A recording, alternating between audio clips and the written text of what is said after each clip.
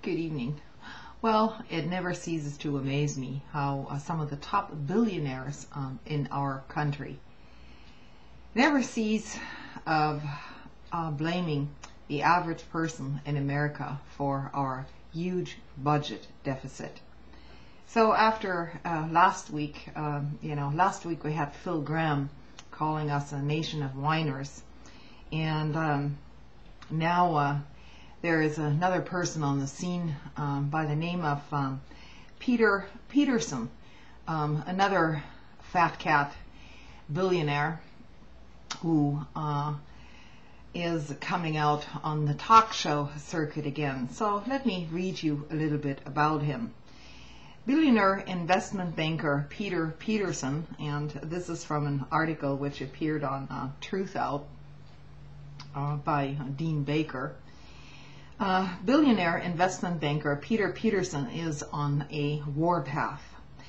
He just established a new foundation with a $1 billion endowment, the main purpose of which is to cut back spending on Social Security, Medicare, and Medicaid. These programs, which provide an essential safety net for the entire country, a hugely popular program, and it will be politically difficult to cut these programs, of course. Nonetheless, the $1 billion fund is a lot of money, and so therefore Peterson's campaign deserves to be taken quite seriously.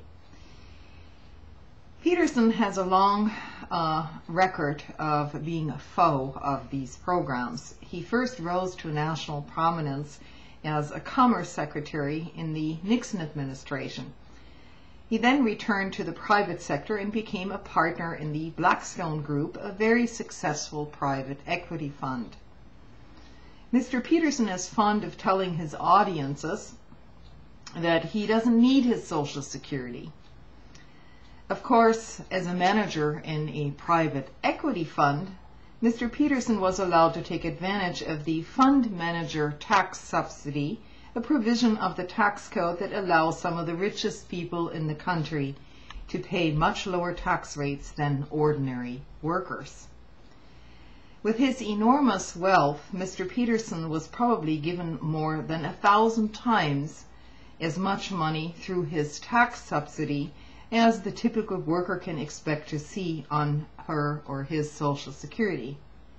Needless to say, if the rest of us had been the beneficiaries of the government's largesse, to the same extent as Mr. Peterson, we would not need our Social Security either. So, Mr. Peterson once again is on a public crusade against Social Security, Medicare, and Medicaid, which began back in 1992 when he formed the so-called Concord Coalition. And he has also written several books calling for cuts in the programs with the ominous titles like Gray Dawn, How the Coming Age Wave Will Transform America, which warns that the country will be bankrupted by the retirement of baby boomers. He uses his power and wealth to publicize these diatribes and then gets them reviewed in top outlets such as the New York Times Book Review.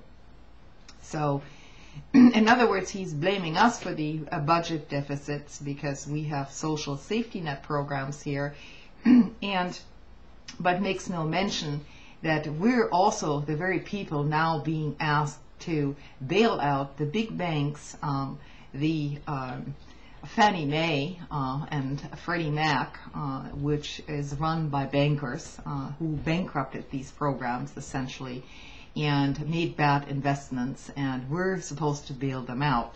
So we're paying for their mistakes. Not to mention the huge Pentagon budget, which of course never comes up in his diatribes. So that's just another person to look out for if you happen to see this man on the talk show circuit. I think he's close to 70 or 80 years old or something like that. So, that's just Just another bit of news for tonight. I'm going to make this short. I don't have much time this evening, but thanks for listening. See you later. Bye.